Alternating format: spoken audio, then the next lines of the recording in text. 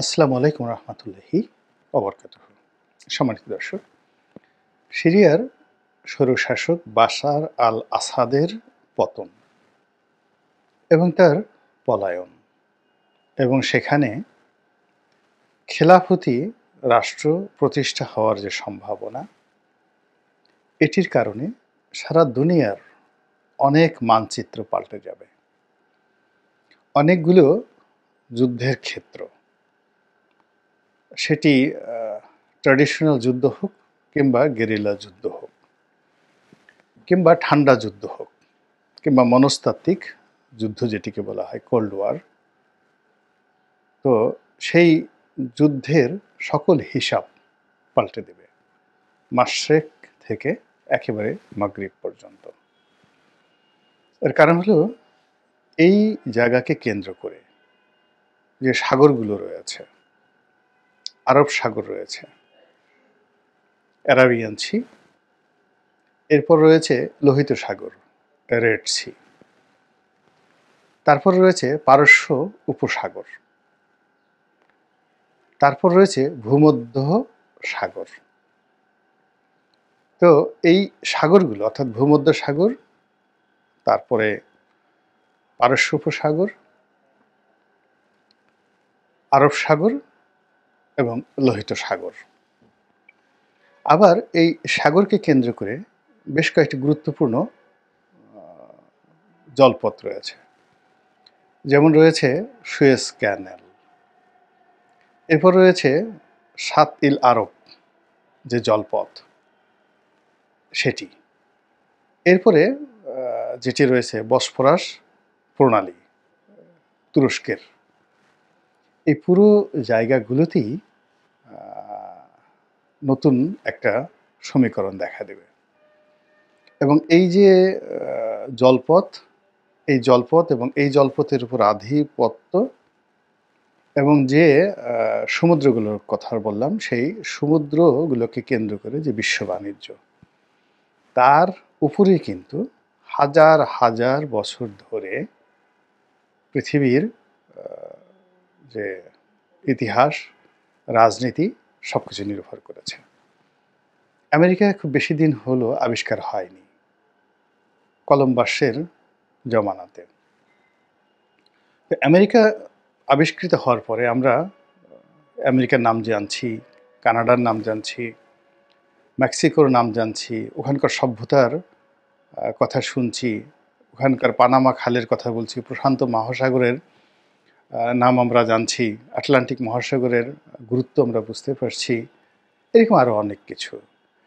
কিন্তু ওই অংশটি যদি বাদ দেন, অর্থাৎ উত্তর আমেরিকা এবং দক্ষিণ আমেরিকা, এটাকে বাদ দিয়ে সারা দুনিয়া, বাকি যে দুনিয়া ইনক্লুডিং অস্ট্রেলিয়া এবং ইউরোপ, এই যে পুরো দুনিয়া, এই দুনিয়ার সকল কিছুর একটা সিংহভাগ নিয়ন্ত্রিত হয় এই জলপথ দ্বারা এবং এই ভূমির মধ্য দিয়ে, অর্থাৎ এই যে সাগরগুলোর কথা বললাম, এর তীরবর্তী যে রাষ্ট্র, তার মধ্য দিয়ে প্রাচীন একটি রাস্তা, সিল্ক রুট, এটাই বিশ্বের ব্যবসা বাণিজ্যের মেরুদণ্ড এবং টিল নাও এখন পর্যন্ত। তো এই জায়গার কর্তৃত্ব নেওয়ার জন্য সুলতান সুলেমান চেষ্টা করেছেন, অর্থাৎ সুলতান সুলেমানের অটোম্যানরা চেষ্টা করেছেন, সফল হয়েছেন।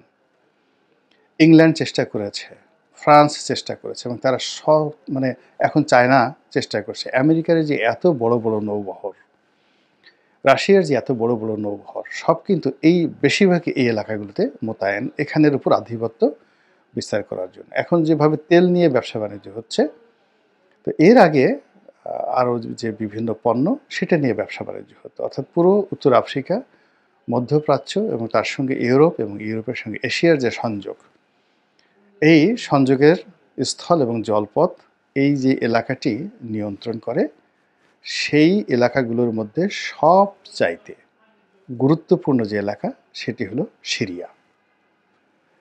তো সেই সিরিয়াতে এখন খেলাফতি সরকার প্রতিষ্ঠিত হতে যাচ্ছে, এটা প্রায় নিশ্চিত। এবং এখানে বিদ্রোহীরা যেভাবে ভূমিধস বিজয় লাভ করেছে, এটা আফগানিস্তানেও হয়নি, তালিবানদের ওখানেও হয়নি। তালিবানরা একটা নেগোসিয়েশনের মাধ্যমে, অর্থাৎ আমেরিকার সঙ্গে তাদের বেশ কয়েক বছর ধরে রিপ্যাট্রিয়েট, অর্থাৎ আমেরিকান সৈন্য চলে যাবে, এরকম একটা ইতিবাচক আলাপ আলোচনা চলছিল। তো আমেরিকাকে তারা বলতে গেলে সেই কূটনীতির ময়দানে তালেবানরা খেয়ে দিয়েছে।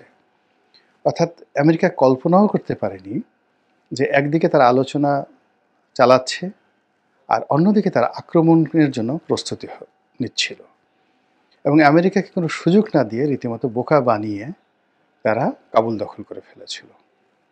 কিন্তু কাবুল দখল করার পরেও তারা আমেরিকান সৈন্যদেরকে বন্দী না করে তাদেরকে ফেরত যাওয়ার সুযোগ করে দিয়েছে। কিন্তু যে ঘটনাটা সিরিয়াতে ঘটল, সেটা হলো বিদ্রোহী বাহিনীর নিকট সিরিয়ান সেনাবাহিনী, যারা কিনা গত 15 বছর ধরে কন্টিনিউয়াসলি তারা বিদ্রোহীদের সঙ্গে যুদ্ধ করছে, তুরস্ককে মোকাবেলা করছে, আমেরিকান সৈন্যকে মোকাবেলা করছে, রাশিয়ান সৈন্যের সঙ্গে বন্ধুত্ব করছে, এবং যাকে বলা হয় ইরানের সৈন্যদের বন্ধু হয়ে তাদের অপারেশনগুলো বাস্তবায়ন করছে, এবং ইসরায়েলের যত রকম চক্রান্ত আছে তা তারা মোকাবেলা করছে। এই সময়ের মধ্যে তারা সৌদি আরবের সঙ্গে শত্রুতা করেছে, এবং এই সেনাবাহিনীর যে ইতিহাস সেটি 50 বছরের কন্টিনিউয়াস একটা ফ্যামিলি রেজিম। মানে তার যে পিতা, আসাদের যে পিতা বাশার আল আসাদ, মিস্টার বাশার, তার আমল থেকে এটা 50 বছর যাবত চলে আসছে। তো এই 50 বছরের একটা বাহিনী, সেটা সম্পূর্ণভাবে এই বিদ্রোহীদের নিকট আত্মসমর্পণ করেছে, অস্ত্রসহ পোশাকসহ।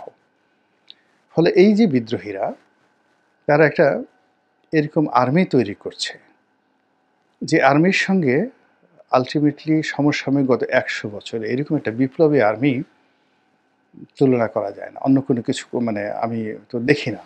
আফগানিস্তানে যে আর্মি, তালেবানদের আর্মি, সেই আর্মির মধ্যেও সাবেক আর্মিরা আছে। তারপরে ইরাকে যে আর্মি, সেখানে রিপাবলিকান গার্ডকে ভ্যানিশ করা হয়েছে, কিন্তু মূল সেনাবাহিনীকে কিন্তু ভ্যানিশ করা হয়নি। এমনকি ফ্রান্সের যে বিপ্লব হলো, তারপর ইরানের যে বিপ্লব হলো, সেখানেও আর্মিকে পুরোপুরিভাবে ভ্যানিশ করা হয়নি, কিন্তু এখানে আর্মি ভ্যানিশ হয়ে গেছে। ফলে বিপ্লবের পর কিউবাতে যে ঘটনাটা ঘটেছিল, কিউবা ছোট রাষ্ট্র, এরকম একটা বিপ্লবী আর্মি এই বিশ্ব এই প্রথম দেখতে পাচ্ছে। অ্যাবসলিউটলি রেভলিউশনারি গার্ড হিসেবে আপনি তাদেরকে বলতে পারেন। তো এই আর্মি যেন তেন আর্মি নয়। তো সেই আর্মির মাধ্যমে যে খিলাফত, সেই খিলাফতের প্রতিটি মানুষের মধ্যে একটা জিহাদি চেতনা কাজ করবে। এখন আমেরিকা এবং পশ্চিমা বিশ্ব যাদের ইসলাম ফোবিয়া রয়েছে, তাদেরকে সর্বশক্তি নিয়োগ করে এই সিরিয়ার মাটিকে একেবারে মিশিয়ে দিতে হবে জমিনের সঙ্গে, এবং এখান থেকে যারা এই যুদ্ধে বিজয় হয়েছে তাদের একজনকেও বাঁচিয়ে রাখা যাবে না। এটা কিয়ামত পর্যন্ত সম্ভব হবে না। এছাড়া এখন যারা বিজয়ী হয়েছেন তারা মোরাললেস মধ্যপ্রাচ্য, ইউরোপ, আমেরিকা এবং ভারত সবাইকে ডমিনেট করবে। এবং এই অবস্থার ফলে ইমিডিয়েটলি ইভেন ইরানেরও আগে সবচেয়ে বেশি বিপদে পড়তে যাবে ভারত। এর কারণ হলো ভারতের যে অর্থনীতি, এই মুহূর্তে ভারতের যে অর্থনীতি, এটি মধ্যপ্রাচ্য নির্ভর।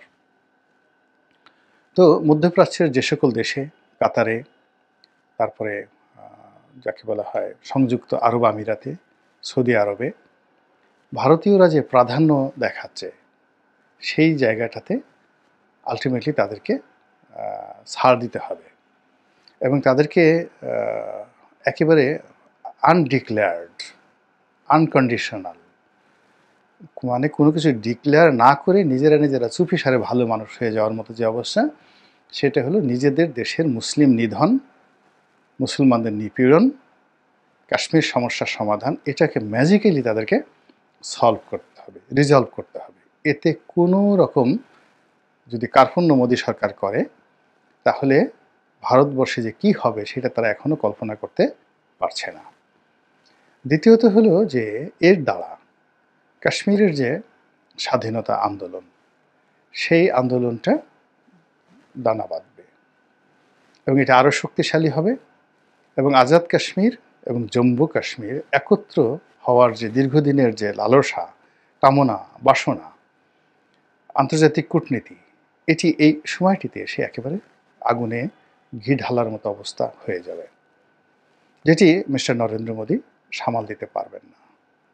এবং উনি যখন দ্বিতীয়বার ক্ষমতায় এলেন, এসে সেখানে যে সামরিক অভিযান চালিয়েছেন এবং কাশ্মীরে যে অমানবিক ঘটনা ঘটিয়েছেন এবং সেখানে প্রায় 7 লাখ সৈন্য তিনি সেই কাশ্মীর ভ্যালিতে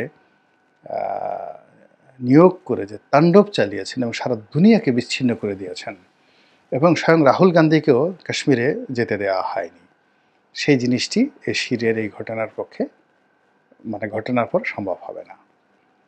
এরপর এমনিতেই তালিবানদের বিজয়ের ফলে মিস্টার নরেন্দ্র মোদীর অনেক ক্ষতি হয়েছে, তার সরকারের ক্ষতি হয়েছে, তার সরকারে যারা পৃষ্ঠপোষক ব্যবসায়ী রয়েছে তাদের ক্ষতি হয়েছে এবং আদানি, আম্বানি এরা প্রচুর টাকা লস করেছে। বলা হয়ে থাকে আফগানিস্তানে তারা প্রায় $8 বিলিয়ন তারা লোকসান দিয়েছে এই তালেবান সরকার প্রতিষ্ঠিত হওয়ার পর। এবং এখনও পর্যন্ত বিভিন্ন মাধ্যমে তারা চেষ্টা করেছে তালেবানদের সঙ্গে একটা ভালো সম্পর্ক স্থাপন করার জন্য, এমনকি তালেবান সরকারকে স্বীকৃতি দিয়ে তাদেরকে আর্থিক সহযোগিতা করে তারা তাদের সেই যে ভারতের যে বিনিয়োগ, সেই বিনিয়োগের একটা নিশ্চয়তা তারা চাচ্ছিল। কিন্তু তালেবানরা এখন ভারতের নরেন্দ্র মোদীর চাইতে অনেক ভালো কূটনীতি বুঝে গেছেন, ফলে তারা হাও বলছেন না, নাও বলছেন না, শত্রুতাও করছেন না, আবার বন্ধুত্বও করছেন না, আর মধ্য থেকে তারা এমনভাবে এগিয়ে যাচ্ছেন যেটি ভারতের জন্য একটা মারাত্মক মাথা ব্যথার কারণ হয়ে দাঁড়িয়েছে। তো এই যে আমাদের আফগানিস্তানের সমস্যার পরে এখন আপনি চলে আসেন মায়ানমারে। মায়ানমারে চীনের কাছে একেবারে সর্বাংশে ভারত পরাজিত হয়েছে। এখানে যে রোহিঙ্গা মুসলিম সমস্যা, এখানে কিন্তু রোহিঙ্গাদের মধ্যে মুসলিম আছে, বৌদ্ধ আছে, খ্রিস্টান আছে, হিন্দুও আছে, হিন্দু রোহিঙ্গা আছে, কিন্তু এখানে সংখ্যাগরিষ্ঠ মুসলমানরা। এখন এই যে সংখ্যাগরিষ্ঠ মুসলমানরা তারা মূলত চীনের দ্বারা ইনফ্লুয়েন্সড, আর বাংলাদেশে যারা আছে তারাও কিন্তু চীনের দ্বারা ইনফ্লুয়েন্সড এবং এই জিনিসটি খুব বেশি দিন থাকবে না। তারা এই সিরীয় যারা বিপ্লবী রয়েছেন এবং আফগানিস্তানের যারা তালেবান রয়েছেন তাদের মধ্যে খুব দ্রুত, অর্থাৎ রোহিঙ্গা মুসলিমদের মধ্যে যারা বাংলাদেশ আছেন তারা এবং যারা মায়ানমার আছেন তারা দ্রুত এখানে ইসলামী বিপ্লবের বা খেলাফতের যে একটা জোশ, এটা এখানে চলে আসবে এবং এই পুরো জোশটাই তারা ব্যবহার করবে ভারতের বিরুদ্ধে এবং ভারত সীমান্তে, এতে কোনো সন্দেহ নেই। এরপর পশ্চিমবঙ্গে আপনারা জানেন যে সেখানে মুসলমানদের একটা বিশাল সংখ্যাগরিষ্ঠতা রয়েছে। তাদের 24 পরগনা জেলা, মেদিনীপুর 24 পরগনা জেলাগুলোর থেকে যেগুলো বাংলাদেশের পাওয়ার কথা ছিল, তো মুর্শিদাবাদ, 24 পরগনা, মেদিনীপুর, এই যে এলাকাতে যে বিশাল মুসলিম সংখ্যাগরিষ্ঠতা রয়েছে এবং কলকাতা শহরে যে মুসলিম সংখ্যাগরিষ্ঠতা রয়েছে, কিছু কিছু এলাকা রয়েছে যেটি 1920 সনে 21 সনেও ব্রিটিশ জমানাতেও ওখানে হিন্দুরা ঢুকতে পারতেন এবং এখনও পর্যন্ত সেই এলাকাতে মুসলমানদের রাজত্ব। ভারতবর্ষে দুটো জায়গাতে মুসলমানরা খুব শক্তিশালী, একটা হলো কলকাতাতে আর একটা হলো মধ্যপ্রদেশ, এমনকি কাশ্মীরের চাইতেও তারা কিন্তু মধ্যপ্রদেশে ইউপি, উত্তরপ্রদেশে, নট মধ্যপ্রদেশে, উত্তরপ্রদেশে, যে আমরা যে এলাহাবাদ বলি না, এলাহাবাদ হাইকোর্ট খুব বিখ্যাত, তো ওখানকার মুসলমানরা এতটা শক্তিশালী যে ওখানে মোদির রাজত্ব চলে না। কলকাতাতে মুসলমানরা এতটা শক্তিশালী যে ওখানে আসলে শুভেন্দু বা বিজেপির যত কথাবার্তা বলি না, মুসলিম প্রধান এলাকাতে গিয়ে তারা ঢুকতেও তারা সাহস পাবে না। আবার এই যে আমাদের আসামের যে করিমগঞ্জ আছে, যেটা আমাদের হওয়ার কথা ছিল, সেখানে মুসলমানরা এতটা শক্তিশালী যে ওদের ভয়ে পুরো আসাম, ত্রিপুরা, ঝাড়খণ্ড, তারপরে শেষে বিহার, এরা সব ভীত সন্ত্রস্ত থাকে, এত শক্তিশালী। তো এই যে শক্তিশালী যারা মুসলিম সম্প্রদায় রয়েছে ভারতে, তাদের সঙ্গে একটা ইন্টারবন্ড শুরু হয়ে যাবে এই যাকে বলা সিরিয়ার এই ঘটনার পরে। আবার এদিকে বাংলাদেশের সঙ্গে ভারতের যে দ্বন্দ্ব সংঘাত হয়েছে, এটা রাজনৈতিক ব্যাপার বাদ দেন, এটার যে অর্থনৈতিক যে প্রতিক্রিয়া, বিশেষ করে পশ্চিমবঙ্গের যে অর্থনীতি, সেভেন সিস্টারের পুরো সেভেন সিস্টার্সদের অর্থনীতি বাংলাদেশ কেন্দ্রিক। 18 কোটি মানুষের যে বিষয়গুলো ভারত থেকে আসছে, যেহেতু আমরা বায়ার, আমরা কিনে খাই, ফলে যেহেতু আমরা কিনে খাই, আমরা পৃথিবীর যে কোনো দেশ থেকে কিনতে পারবো, কিন্তু ওরা তো বিক্রেতার কিন্তু একটা লিমিট আছে। সে তার যে প্রোডাক্টগুলো বাংলাদেশে পাঠাচ্ছে, সেই প্রোডাক্টগুলো সে তো ইচ্ছে করলে চায়নাতে পাঠাতে পারবে না, বিকজ এই সেম পরিমাণ কনজিউমার বা ভোক্তা অন্য দেশে হয় না। এখন বাংলাদেশের লোক আচার খাচ্ছে, কথায় কথা ধরুন শাড়ি পরছে, চীনের মানুষ তার শাড়ি পরে না, শাড়ি কোথায় তারা করবে? তারপরে বাংলাদেশের মানুষ মহিষের মাংস খাচ্ছে, গরুর মাংস খাচ্ছে, তো সে ইচ্ছা করলে তো নেপালে গরুর মাংস এক্সপোর্ট করতে পারবে না, ইউরোপে গরুর মাংস এক্সপোর্ট করতে পারবে না। ভারতের যে স্ট্যান্ডার্ড, সেই স্ট্যান্ডার্ডে তাদের যদি ইউরোপীয় স্ট্যান্ডার্ডে এই গরুগুলোকে প্রসেস করতে হয়, বাংলাদেশে তো সব অচল গরুকে পাঠানো হয়, হাল চাষ করা হয়, লালন পালন করা হয়, রোগাক্রান্ত এই গরুগুলো বাংলাদেশে পাঠিয়ে দেওয়া হয়, এগুলো তাদেরকে গুলি করে মারতে হবে। আপনি বিশেষ করে অস্ট্রেলিয়াতে দেখবেন যে তারা লক্ষ লক্ষ ভেড়াকে অনেক সময় গুলি করে মেরে ফেলে, মাংস নেওয়ার মতো অবস্থা তাদের থাকে না, শুধু ভেড়ার লোম এবং চামড়া, এই দুটোর কারণে এই ভেড়াগুলোকে তারা মানে ডিস্ট্রয় করে দেয়। এখন বাংলাদেশে যে গরুগুলো তারা পাঠাচ্ছে, এক্সপোর্ট করছে বৈধভাবে এবং চোরাচালানির মাধ্যমে আসছে, এই গরুগুলোকে কোনো অবস্থাতেই তারা তাদের স্থানীয় বাজারে বাজারজাত করতে পারবে না। এর কারণ হলো ওখানে আরও ভালো মানের গরু জবাই করা হয়।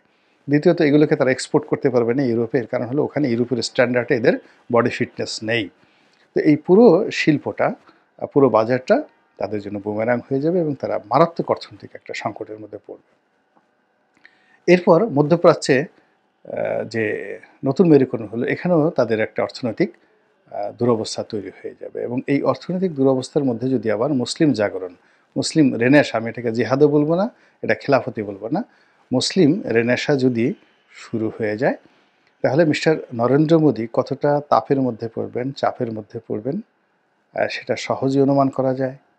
মমতা দিদিও চাপের মধ্যে পড়বেন, আর সবচেয়ে বেশি চাপের মধ্যে পড়বেন ভারতে যারা আশ্রয় নিয়েছে, আওয়ামী লীগের যারা লোকজন, তাদের প্রাকৃতিক কর্মকাণ্ড বন্ধ হয়ে যাবে। এর কারণ হলো তাদেরকে দেখলেই নরেন্দ্র মোদী এবং বিজেপির যারা লোকজন রয়েছে তারা বলবে এই অলক্ষণে লোক, এরা কুফা।